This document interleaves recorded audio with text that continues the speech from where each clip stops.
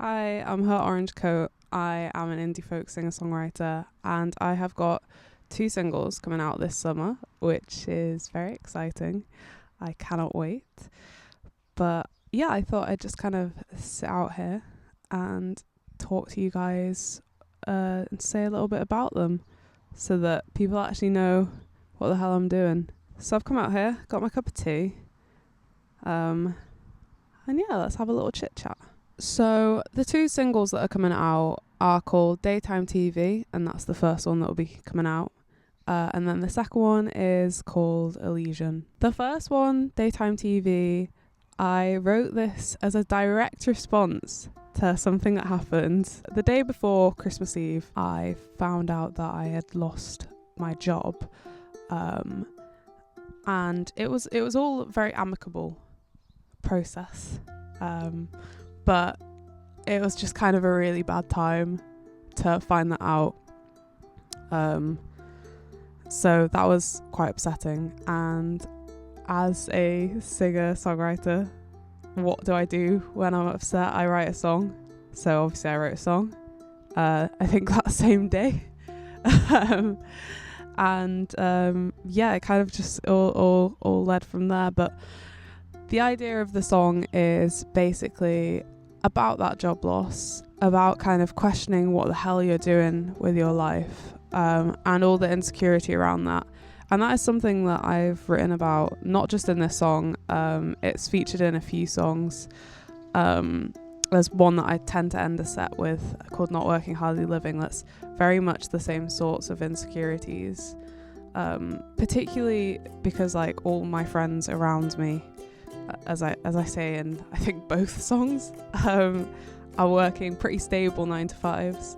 And so I've got those models around me for kind of how I should be living my life in lots of ways.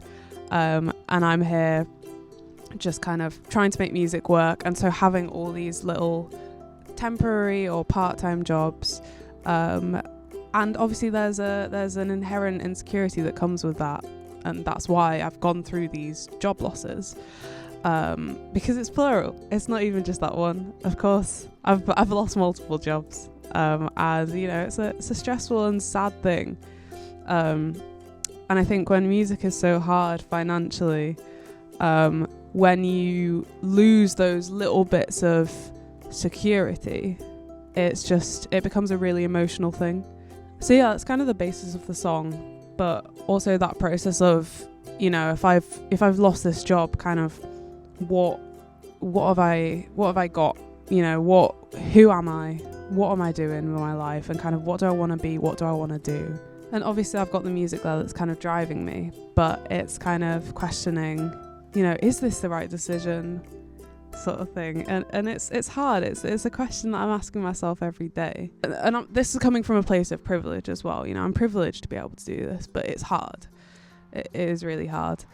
So yeah, daytime TV is all about that, and kind of, you know, through losing that job, going through a bit of a crisis, questioning who I am.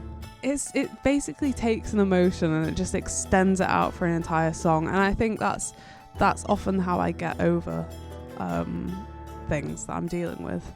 It's just kind of my coping mechanism, and it has been since I was like 13, sort of thing.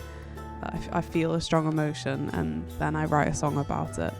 And I'm really glad to have that way of dealing with stuff. From the time that I wrote Daytime TV to now, so much has changed in my life, and yet some of the sentiments are really still there, and it feels just as relevant every time I sing it. The idea of daytime TV, and the reason it's called that is because in the song, the very first few lines of it says, I lost my job the day before Christmas Eve, now I sit and watch the daytime shit on TV. It's less about the actual watching of daytime TV, and it's much more so about the whole kind of depressing vibe that daytime TV gives off. The idea that you should be doing something and you're not, for whatever reason that is. Maybe you're on a sick day, maybe you are unable to work, for whatever reason that might be. And it's just like this idea of like, you're not even worth the good quality entertainment. So you get these really, really shitty shows, some of which are so shit that they're amazing. But at the same time, yeah, the whole idea of daytime TV as a song is just this special kind of quiet domestic depression that comes with being unemployed. You're sitting in your home, it's a safe place, and you're watching entertainment, but something feels so off because you shouldn't be here. You should be out, you should be working. These are kind of the sentiments that you feel, and you feel guilty, and you know that there's a lot there, and so yeah, that's kind of like the basis of the song, and I hope that you guys like it.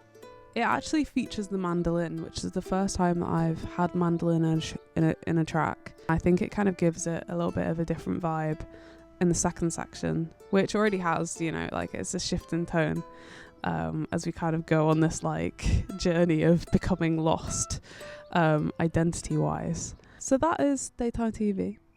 And the other track is called Elysian. Usually I'm a little bit kind of like, I like to keep my literary references kind of less obvious, but I thought it would be nice for this to actually discuss why the hell it's called Elysian, and a few of the references within it and within the artwork as well. Elysian is a direct reference to this book. This is A Streetcar Named Desire. It's a play by Tennessee Williams, and it was one of my A-level texts. I don't know why. I don't know if it was because I was going through a transitional period in my life. I don't know if it's just because there are absolutely amazing texts that we did. I don't know if it's because we just did them in so much depth, but the texts that I did at A-level keep coming back as frames of reference for understanding different parts of my life, and I keep writing them into songs. I keep on looking back to these texts for kind of guidance, or like, oh, I don't understand this, but like it's kind of like when this happened in this text, and it's weird just how much of a stranglehold they kind of have on me and have had on me for years. Like, I am now 25, so, you know, it's been quite a period since I left school, and yet this is still, I mean, not only is it an absolutely stunning play, but it's kind of more than that. Elysian is a reference to Elysian Fields, which is the street on which the whole thing is set, and I love the significance of that. With all the tragedy that's about to unfold, and I guess it's kind of that similar idea in my work, but I also wanted to tie it back to a Williams kind of reference because I talk about him. I, you know, in the chorus of the song, I say my only reference Tennessee, and that is a reference to Tennessee Williams and how I can only understand these things going on in my life through those images that I have from works like this, through the plot points in that, through, I don't know, a vibe that I got in a certain text, and now I'm feeling that again, and now I feel a little more seen, or I feel a little more like I understand what's going on because I've got that frame of reference,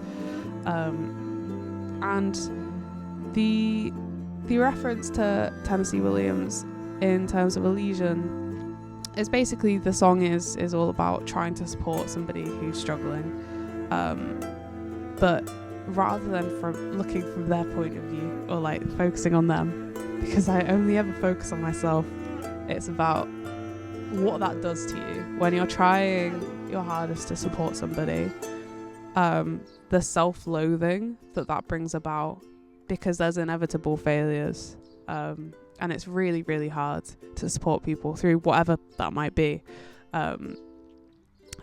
that, you know, you fail and you see people struggling and you feel awful, and it becomes kind of like a real personal issue.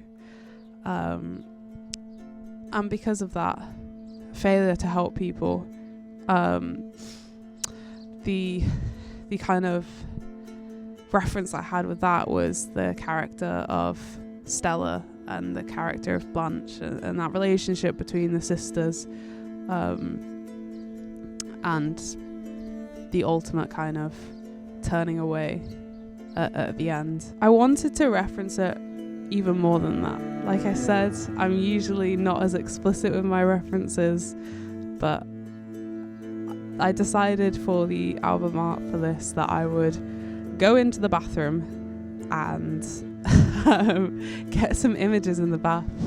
And the reason for that is the character of Blanche keeps on having it. This is in A Streetcar Named Desire. She keeps on having these extended, very, very hot baths to kind of like cleanse herself, and that in itself being like a reference, I'm pretty sure, to like the whole like Lady Macbeth, like scrubbing her hands sort of thing, like, oh, I need to be clean of my sins sort of thing. And yeah, I really wanted to reference that whole bath thing. What I really love is that my cat, or one of my 3 cats, Leela, decided to come in for the shot. She actually was pretty active during the photo shoot. And I'd like to say a huge thank you to Kath Muldowney for being so accommodating with the fact that my cat was just making herself a part of it. But also for the incredible shots that we got. It really, really captures what I was trying to get. And that is, with both of these songs, that sense of domestic depression, that heaviness in your own home, that kind of, it's supposed to be this secure, safe place, but it's this place of conflict, it's this place of internal turmoil. And that's why both of the shots are these domestic scenes, the bath, which is the explicit reference to Streetcar, and also the daytime TV watching. But yeah, so they're kind of like the shots that we got,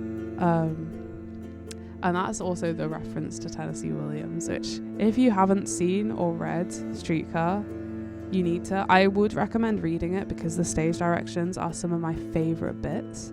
There's so many intricacies. He's got this clear image of what the play looks like. I would really recommend having a read. The perfect companion to Elysian.